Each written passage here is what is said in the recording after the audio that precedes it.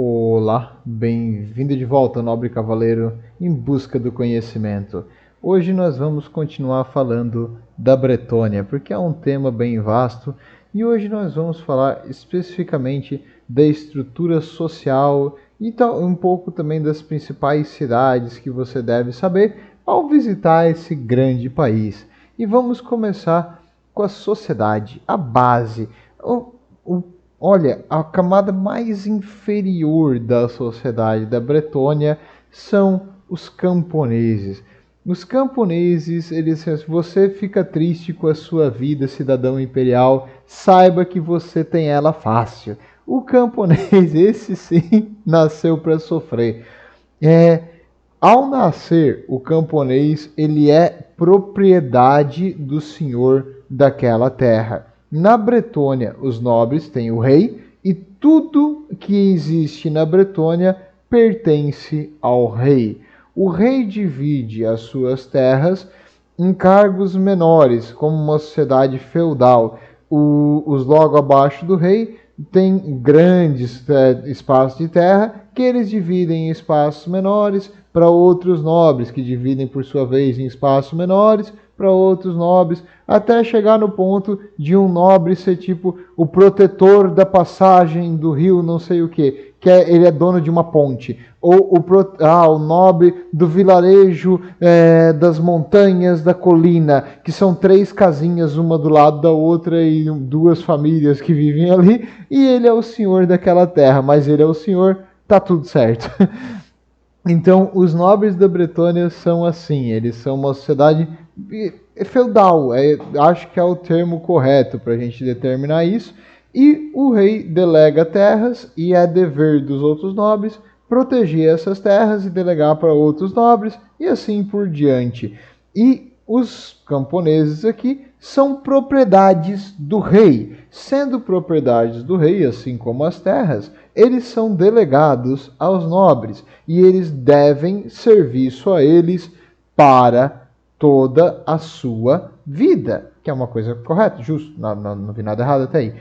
E os camponeses, como eles devem tudo aos nobres e ao rei, eles têm, obviamente, que pagar a taxa de tudo que eles produzem e de todo o seu qualquer coisa que eles produzirem, seja por trabalhar no campo, seja por criar galinhas, seja por fazer roupas, qualquer coisa que um camponês tem, ele faz, 9 décimos tem que ser dado ao seu nobre local.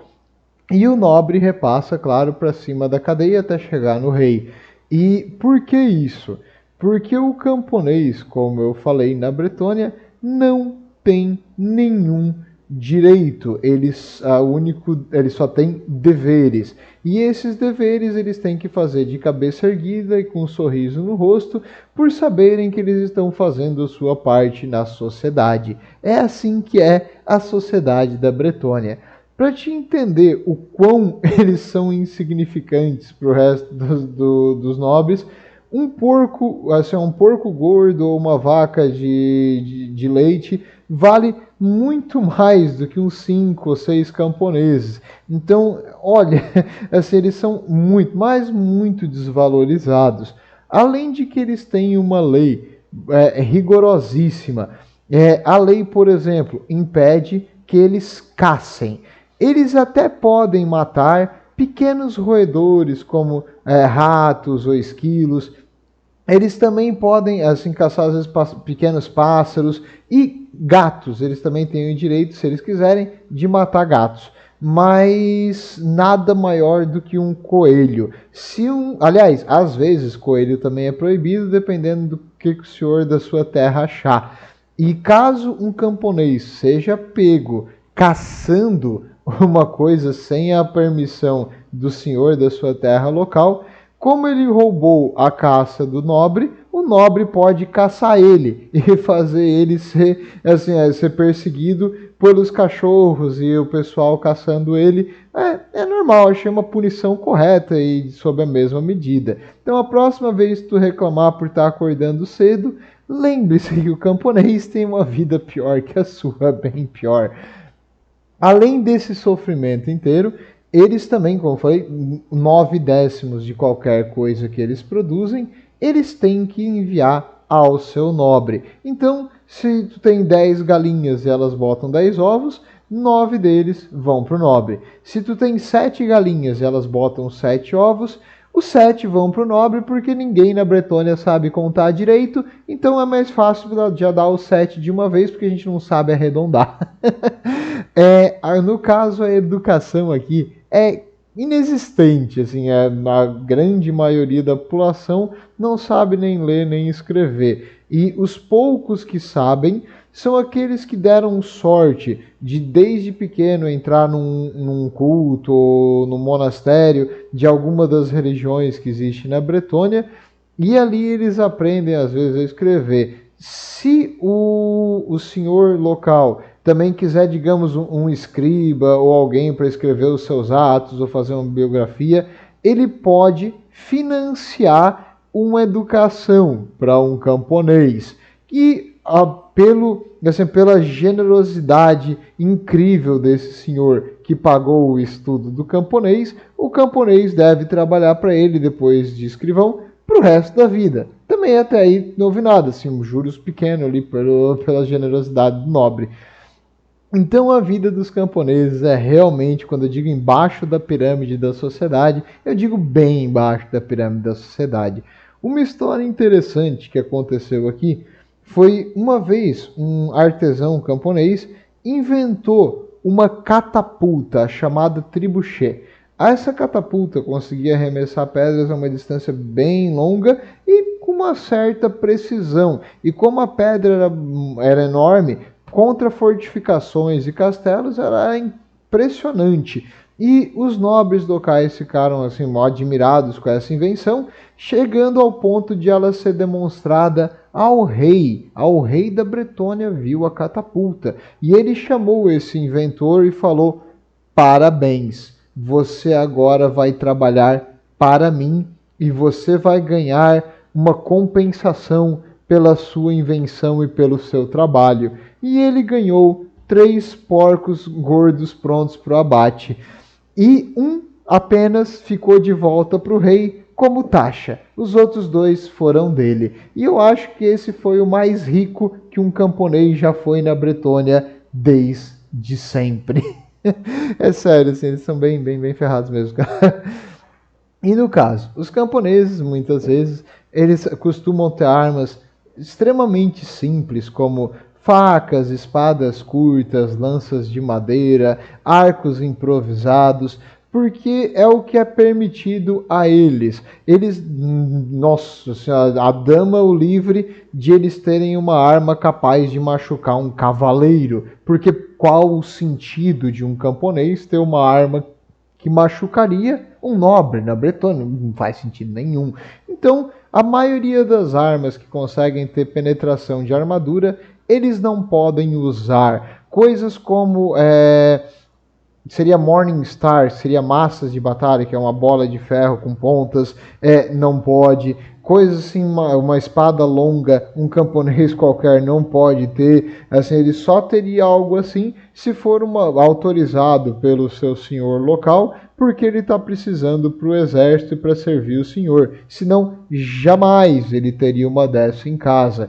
E, assim, como eu falei antes, a punição para um crime como roubo geralmente é a morte. Mas se um camponês tentar de algum jeito ferir ou machucar, ou, Deus o livre, assassinar um nobre, a punição é exemplar. O camponês que tentou matar o nobre vai ser executado lentamente, cada um dos seus membros vai ser cortado, e a sua família também. Toda a família próxima dele, se ele tiver qualquer parente de primeiro grau, vai ser morto onde quer que eles estejam. Eles vão ser achados, caçados e exterminados. E as pessoas que cometeram o crime menor de só ser próximos dessa pessoa que cometeu o assassinato, coisas como seus parentes distantes ou seus amigos ou conhecidos mais que tinham mais contato, esses vão ser só quebrados os dois joelhos e deixado eles vivos. Ó, que generosidade dos nobres! Então a lei da Bretônia não facilita a vida desses caras, mas nem um pouquinho. E a maioria dos camponeses trabalha, trabalha e trabalha para pelo menos tentar alimentar a sua família, que é o que era esperado deles. Mas como a maior parte da comida é levada para os senhores, se você vai ver, os camponeses são geralmente subnutridos ou a desnutrição mesmo. A maioria deles tem uma estatura pequena, eles são bem magros e não costumam ser muito fortes. Além de que um camponês, pela lei, é obrigado a ficar na terra. Então tu não pode, digamos, eu moro aqui nessa província, eu quero ir para outra. Não pode sem a autorização do teu senhor feudal. Se tu tentar ir sem a autorização do senhor, quando tu chegar lá eles vão te decapitar. Então tu precisa ter autorização porque, como eu falei, tu não é um ser humano, tu é uma propriedade. Então tu só pode ir se o teu dono deixar. Mas não é escravidão. Não. É servitude. Servitude, é tudo certo porque o nome é diferente. É basicamente escravidão isso aqui, cara. Mas na Bretônia, os nobres acreditam que estão fazendo um grande favor para os camponeses. E eles respeitam e valorizam e protegem os seus camponeses, assim como eles acham que o camponês merece. Tanto que aqui tem uma frase do rei Luen Lionco, que é: o que é um cavaleiro sem seu cavalo? O que é um cavalo sem seu cavaleiro? O cavaleiro e o cavalo, o nobre e o camponês. É assim o relacionamento que construiu a Bretônia. Então eles são a mão de obra e a base da Bretônia, e pelas taxas que eles pagam que permite que a Bretônia tenha um exército de nobres exclusivamente feitos para batalha e para treinar desde sua juventude. Os camponeses se importam por estar pagando essas taxas absurdas e ser extremamente desvalorizados. Olha, a opinião deles, infelizmente, na Bretônia não tem valor. Então o que eles acham ou deixam de achar não importa. E toda semana eles têm que recitar vários juramentos de honra ao seu nobre local, coisas como é o nosso dever pagar pelo grande escudo da proteção do nobre. É um monte de coisa assim, é uma lavagem cerebral feita neles desde pequeno. E também devo lembrar que é proibido os camponeses cultuar a Dama do Lago. Apenas os nobres podem cultuar. Alguns fazem em segredo, aliás, alguns mantêm coisas em segredo, mas não fala para os nobres, porque senão é quase que impossível tu manter uma família e tu manter a força para continuar trabalhando. E antes de eu passar para o próximo tem mais uma coisa.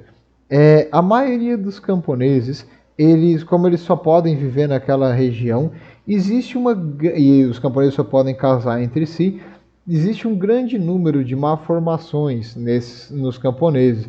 Coisas como dedos supranumerais ou a menos, coisas como assim, problemas musculares ou ossos. Então, os camponeses geralmente têm vários tipos de deformidade.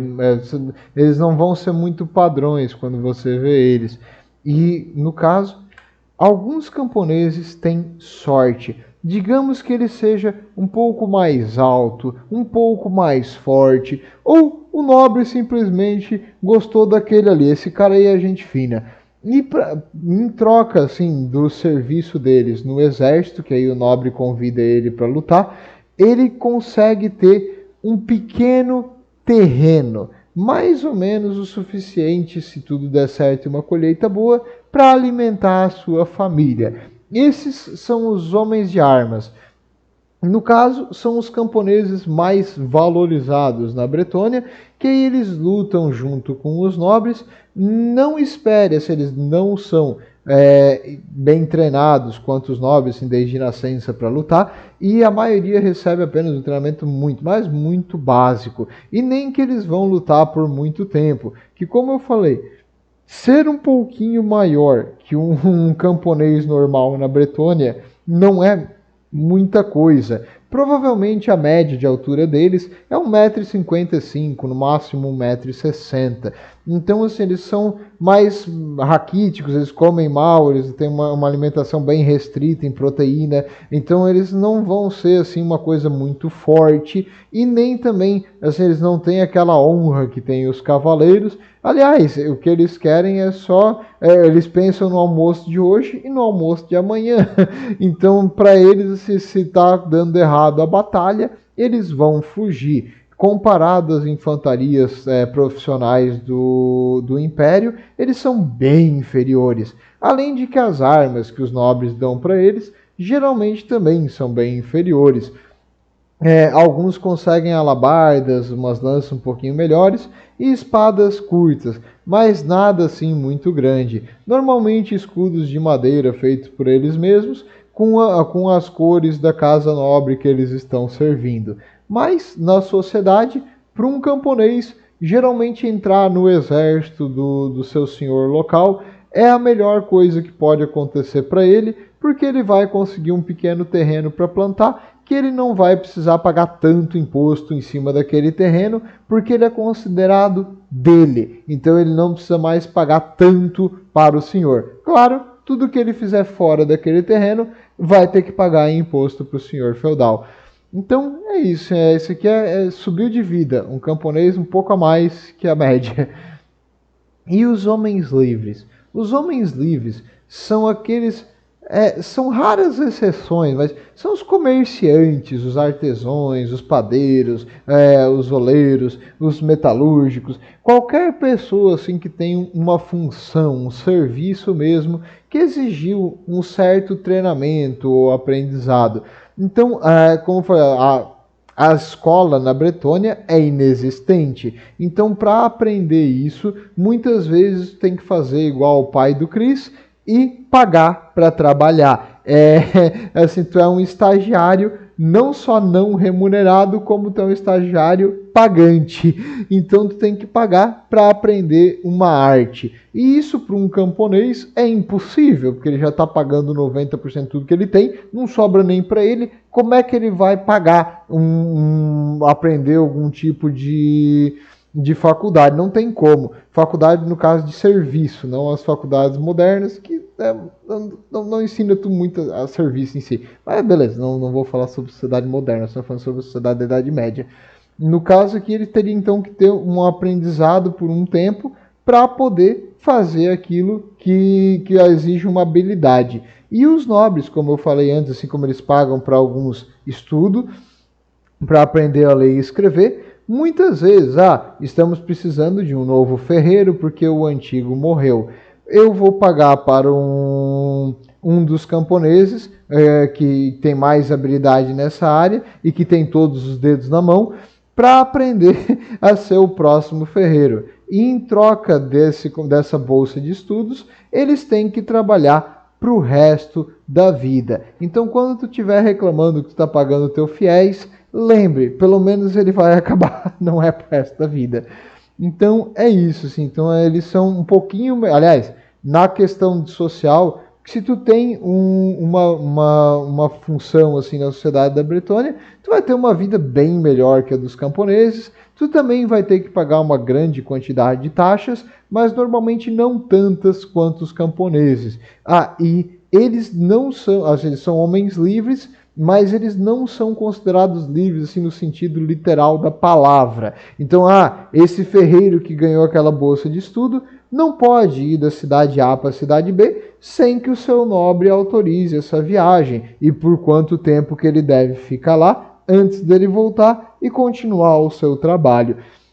Então é isso, assim, eles ainda são pertencentes aos nobres, apesar do nome às vezes pode confundir. Um ou outro mercador que deu muita sorte de não dever nada a um nobre, conseguiu uma função ou algum comércio que deu certo, Esses aí realmente são livres em si, mas é raro, é muito difícil, assim, é uma porcentagem bem pequena da população.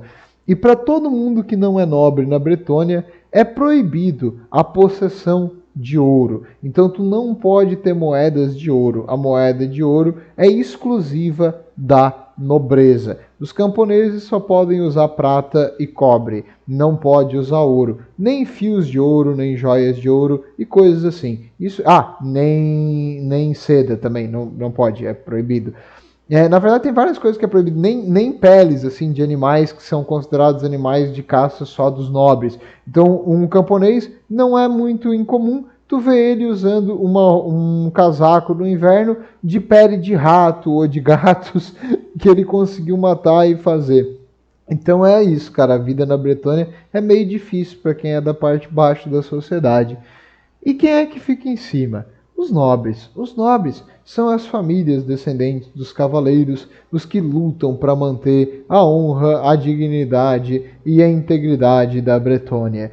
E os nobres são os que têm o dever de proteger aqueles camponeses de toda e qualquer ameaça.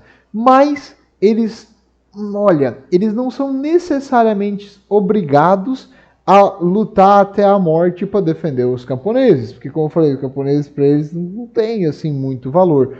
Mas se eles puderem e a honra exige, eles vão fazer o seu melhor para salvar os camponeses. Mas digamos, um ataque, uma tribo de pele verdes muito numerosa está atacando os vilarejos. E os nobres locais não têm números suficientes para enfrentar. Eles vão chamar reforço e esperar o reforço chegar. Enquanto isso, os camponeses que morrerem pela Horda dos Pele Verde, fazer o quê? A gente não vai sacrificar em vão. Quando a gente conseguir derrotar o inimigo, nós vamos todos juntos.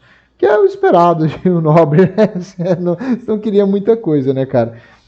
Mas se eles tiverem condições, porque na Bretônia a honra é acima de qualquer coisa. Então, se eles realmente nós estamos em quantidade suficiente para derrotar esses inimigos, eles vão.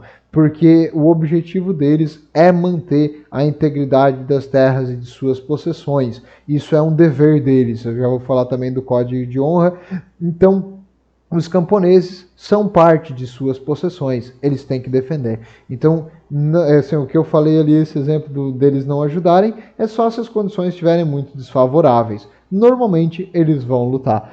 E essa proteção é que faz os camponeses continuarem, ano após ano, a vida inteira, geração após geração, continuar trabalhando e pagando aquelas taxas absurdas, porque realmente a vida na Bretônia apesar de muito, mas muito difícil, ela é relativamente segura, porque os nobres vão proteger mesmo. A maioria das vezes os cavaleiros mantêm as bestas do mundo lá fora. E eu não falei antes, mas existe uma certa liberdade de cultos na Bretônia. Existem cultos, por exemplo, aos deuses antigos, tipo Ulfric. Existe um culto aos deuses parecidos com os dos elfos da floresta, que têm um contato íntimo com uma região da Bretônia. Até as terras ao sul da Bretônia fazem fronteira com Aveloran, que é a floresta mágica dos elfos da floresta. E outra coisa também aqui, ó, todo senhor da Bretônia sabe que a honra e a cavalaria vêm antes de tudo. É isso que eles fazem, eles são honrados. E a honra leva eles, como falei, a serem os melhores soldados e seguirem as vontades da dama. Então vamos supor, se eles sonham com a dama do lago e ela os envia para matar uma monstruosidade do caos em tal lugar, eles vão até lá para tentar enfrentar essa monstruosidade ou morrer tentando. É o que eles fazem. Então, assim, eles mantêm, como falei, a sociedade estável e segura. Não vou dizer feliz, mas eu vou dizer pelo menos viva. E no caso também, as mulheres, caso você queira saber, As mulheres na Bretônia são respeitadas, porque a sua deusa é, como eu falei, a Dama do Lago. Então as mulheres são consideradas donzelas e cortejadas pelos nobres. No caso, as famílias nobres só casam entre si. As famílias dos camponeses só casam entre camponeses. E tu pode perguntar também, já houve alguma vez que um camponês virou um nobre? Precisamente duas vezes um camponês virou um nobre. Por coincidência, esses dois camponeses que viraram nobres não sobreviveram à sua primeira batalha. Assim, não sei porquê, cara. Assim, parece que os inimigos usavam uma lança bem parecida com o que os outros cavaleiros usavam também, né? Azar. E acertaram ele bem nas costas, onde a armadura não protegia. Triste, triste. Lamentável. Mas é isso. Os nobres da Bretônia eles são bem fechados. É um petit comité. Eu estou tentando falar francês agora. Depois que eu fiz isso aqui. Mas vamos para a próxima aqui. E o código de honra desses nobres da Bretônia é, primeiro, servir a Dama do Lago. Como eu falei, se ela manda uma missão ou envia uma de suas emissárias, que são as fadas encantadas ou as Damas do Lago, falar com eles para pedir alguma coisa, eles devem fazer. Eles devem defender todas as terras que foram confiadas a ele pelo rei ou pelos seus superiores, que eles fazem com honra. Eles devem proteger os fracos, nos casos camponeses, e lutar por tudo que é certo. Então, como eles têm esse código acima de tudo. Sempre enfrentar os inimigos da virtude e da ordem. Autoexplicativo isso aqui, né? Nunca desistir de uma batalha até o inimigo ser vencido. E nunca quebrar a fé de um amigo ou aliado. No caso aqui a fé seria a confiança, porque se tu faz uma aliança, tu não pode quebrar ela, porque é contra a honra. Não tendo honra, tu não é nobre. Então, não pode, só não pode. E tu sempre deve demonstrar honra e cortesia. Então os cavaleiros da Bretônia fazem o máximo para seguir esse código e por isso, como eu falei, eles são muito nobres e respeitados por todos os que o veem e todas as facções da ordem. Tem a Bretônia, não vou dizer como aliada, mas como confiável, porque quando eles dão a sua palavra, eles cumprem a sua palavra. Se a palavra deles for eu vou te matar, eles vão cumprir essa palavra também. Então tem esse problema. Mas se eles disserem nós não vamos te atacar, eles não vão te atacar. Então pacto de não agressão com a Bretônia vale a pena. Mas vamos continuando. As cidades. Algumas cidades eu achei legal destacar porque elas têm algum fator assim que distingue ela das outras. Duas delas não são na Bretônia, por isso que é interessante. Uma delas, Antoc, que seria uma referência a Antioque na vida real, ela é situada num golfo em árabe e é a maior cidade da Bretônia fora da Bretônia.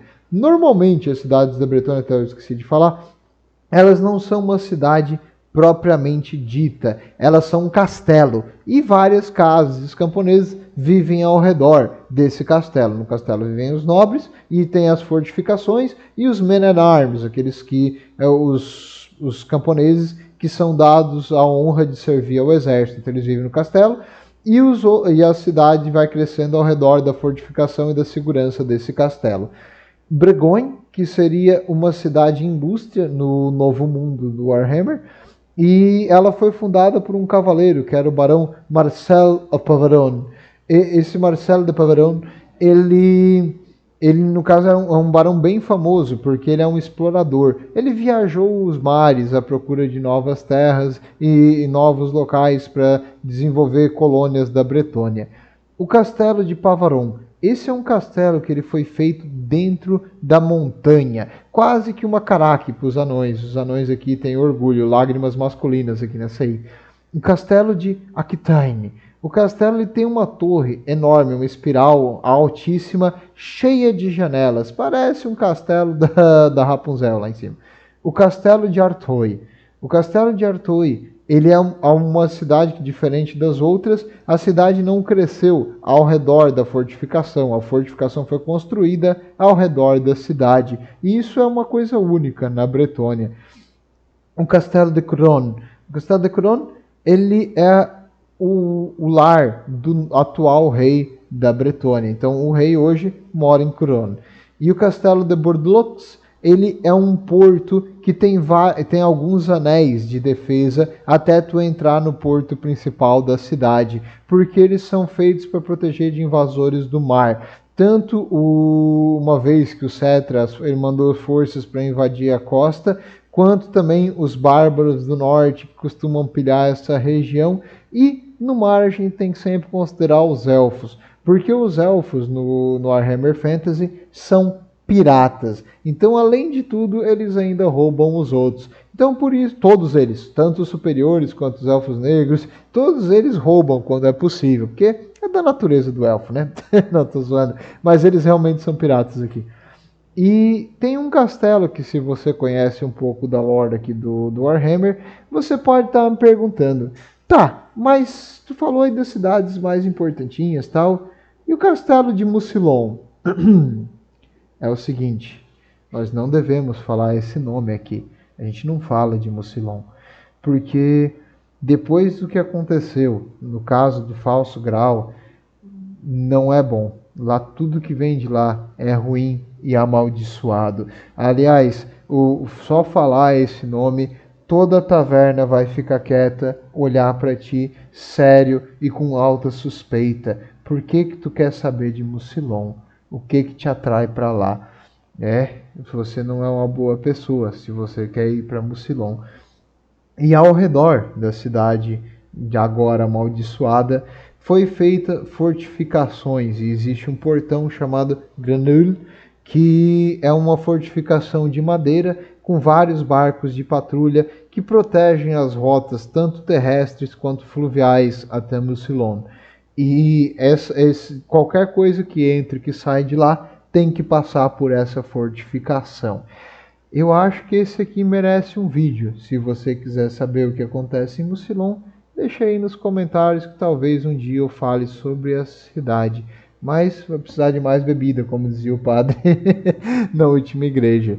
E no caso, no próximo episódio da Bretônia, eu vou falar sobre o seu exército, porque agora você já entendeu como funciona a religião e a sua sociedade feudal, assim, totalitária.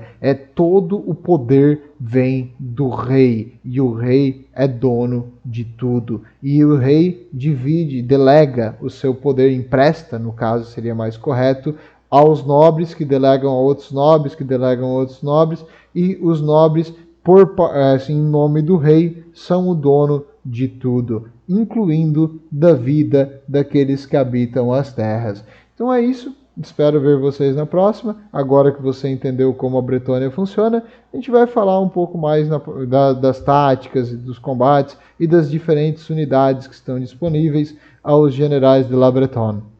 Sejam com a dama, vejo vocês na próxima.